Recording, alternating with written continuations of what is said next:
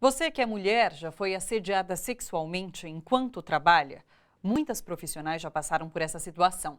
Com a gente, que é jornalista, o assédio também acontece, principalmente com as repórteres, que vão conversar com os entrevistados. O assédio pode ser desde um gracejo mais atrevido até uma atitude mais grosseira, como aconteceu com a repórter do Portal IG durante a entrevista com o MC Biel em maio.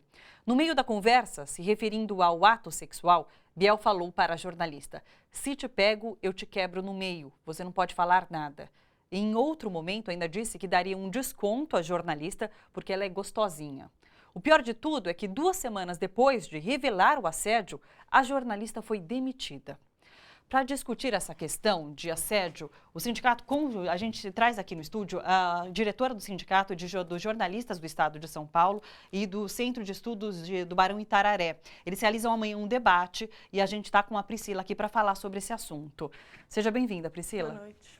Priscila, esse assunto ele ganhou espaço, primeiro por conta desse caso do Portal IG, mas outras denúncias têm vindo à tona, certo? Certo, o que a gente está vendo, a partir dessa primeira iniciativa da estagiária, que teve a coragem de ir à frente com a denúncia, e a mídia que isso deu, e o fato de que isso, inclusive outras mulheres de outros setores começaram a se reconhecer naquilo que estava acontecendo, a gente viu várias jornalistas podendo colocar, sentindo um espaço de colocar o que está acontecendo com elas também. E a gente vê que tem casos com entrevistados, a gente vê que tem casos com colegas de trabalho, a gente vê que tem casos com superiores, com chefes, né?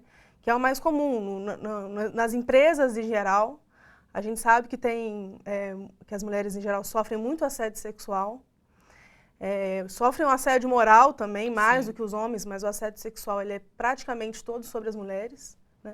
E no caso das jornalistas, além de ter um assédio dentro da empresa, tem um assédio que para a gente também é um assédio de trabalho, mas que não é exatamente dentro da redação, que é o assédio de quando ela vai cobrir a pauta com o entrevistado que não reconhece aquilo ali como um fórum de trabalho, acha que tem sempre uma barreira que ele não precisa respeitar em relação à jornalista. E aí ele acha que está numa relação pessoal, que está tudo permitido. Sim. Né? Esse caso do Portal IG, ele é muito absurdo, porque em vez de ser solidário e apoiar essa repórter, primeiro eles demitiram essa estagiária, na verdade, e logo depois eles demitiram também a editora de comportamento e entretenimento do portal que tinha redigido essa reportagem. Então é um caso muito absurdo. Como que vocês avaliam essa situação? A gente do sindicato acha que, na verdade, o IG ele foi errado do início ao fim da história. Porque, primeiro, ela não deveria ter sido pautada para cobrir, como estagiária, para fazer o papel de uma profissional. Sim. E ela, como estagiária, não como uma jornalista profissional, também não sofreria um assédio, como mostra todos os casos, das próprias jornalistas estão se manifestando. Mas ela, como estagiária, ela tem sempre menos garantia, menos segurança para poder reagir a essa questão.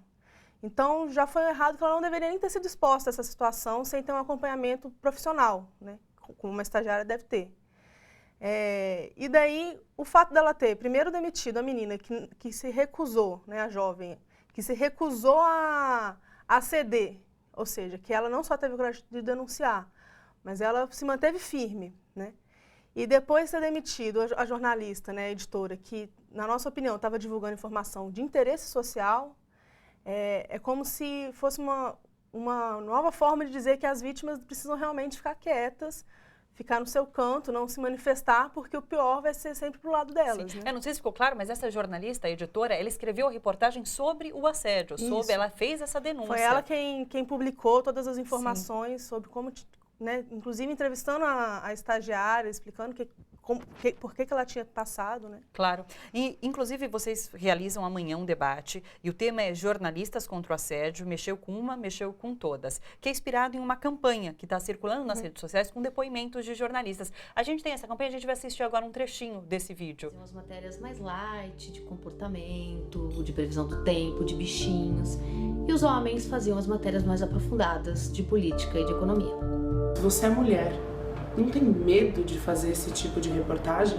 Esse político só vai falar para sua matéria se você for tomar um café com ele, jogar um charme. Uma autoridade se achando o direito de fazer gracejos. Então esse é o tema, vocês vão discutir essas denúncias sobre esse tema amanhã nesse debate, é isso?